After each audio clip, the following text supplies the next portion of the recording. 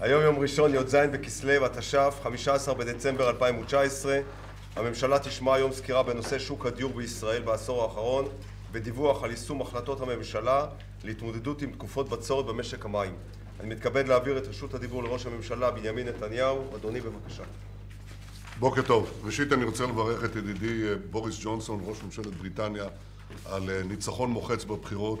זהו גם ניצחון מוחץ במאבק נגד האנטישמיות.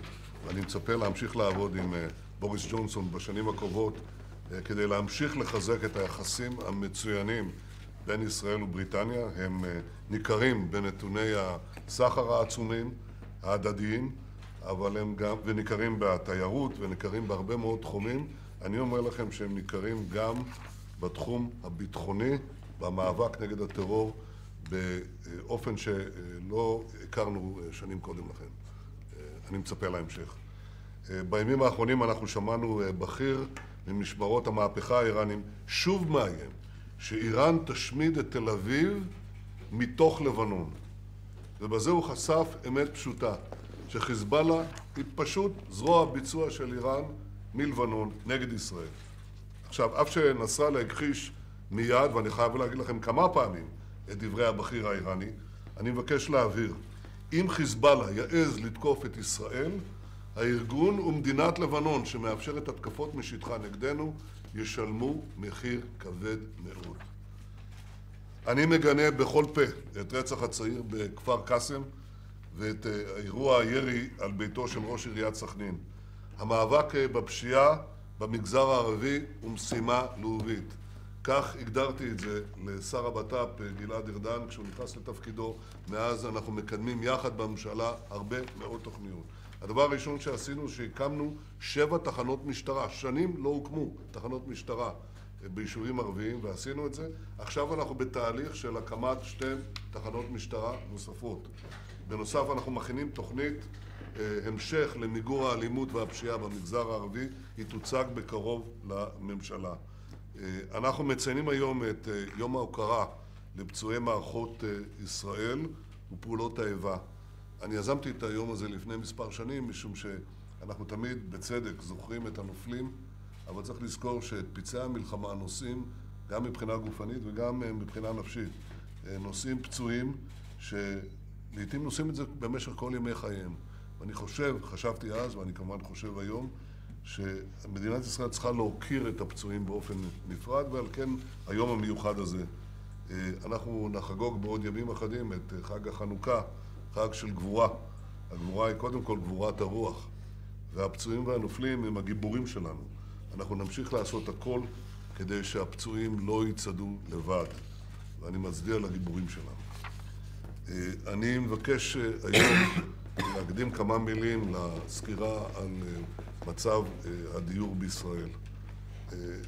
המצב של ישראל הוא לא פשוט בתחום הדיור, משום שאנחנו אחת המדינות הקטנות בעולם, אבל עם אוכלוסייה שגדלה יותר מהר כמעט מכל אוכלוסייה אחרת בעולם. יותר מכל אוכלוסייה אחרת בעולם המערבי, יותר מכל אוכלוסייה אחרת בעולם הערבי.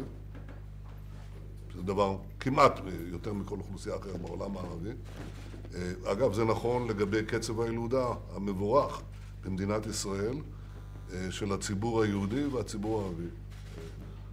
מי שחושב שקצב הילודה של הציבור היהודי הוא נמוך, ידע שבשנה שעברה הוא עבר את קצב הילודה של הציבור הערבי בישראל. ולכן ישראל יש לה שטח קטן ואוכלוסייה שהולכת וגדלה יותר מהר כמעט מכל מדינות העולם. ולכן התוצאה הכמעט אוטומטית זה שמחיר הדיור יעלה ויעלה ויעלה, כי השטח מוגבל. האזורים המועדפים מוגבלים. וזה בדיוק מה שקרה לנו במשך כעשור. כששר האוצר נכנס לתפקידו לפני 5 שנים, כמעט 5 שנים, הוא ביקש ממני לקחת את הנושא הזה בעצם תחת הנהגתו, וקבענו שורה של כלים, סל כלים שיעמוד לרשותו, כדי לבצע את מה שנתפס אז כבלתי ניתן להשגה, להפסיק את העלייה במחירי הדיור.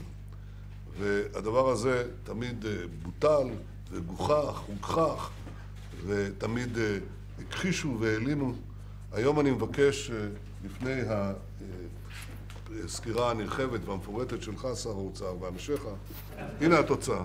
הנה התוצאה. אני רוצה שתסתכלו מה כאן קרה. וזה הישג אדיר לממשלה שלנו, לך, לצוות שעבד איתך.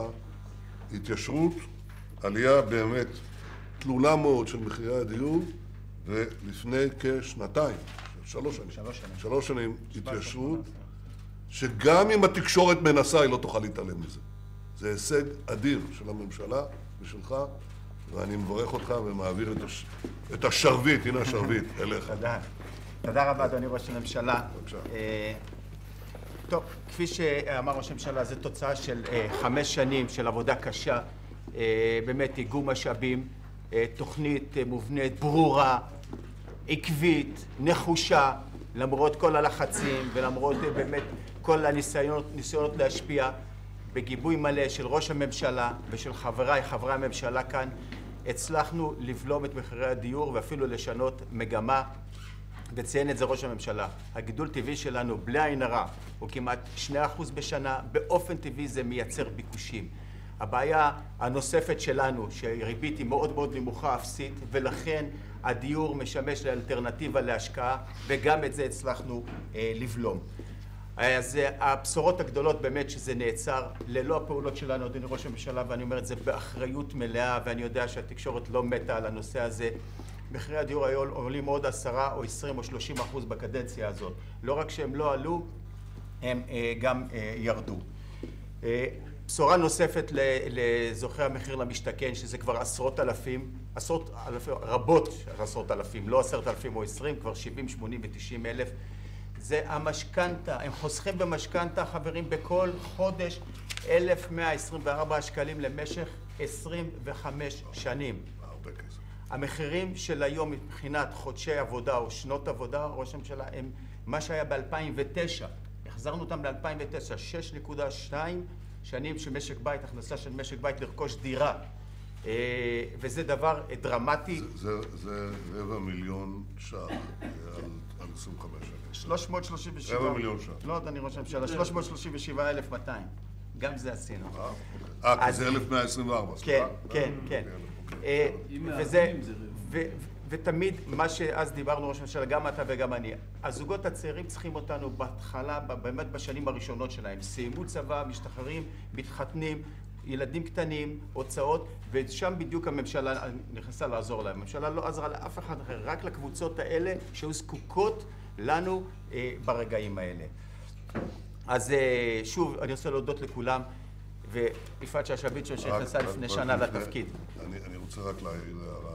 ג'ורג' אורוול אמר שהדרך שבה אמצעי התקשורת מעוותים את האמת זה לא רק לספר שקרים, זה גם להעלים דברים.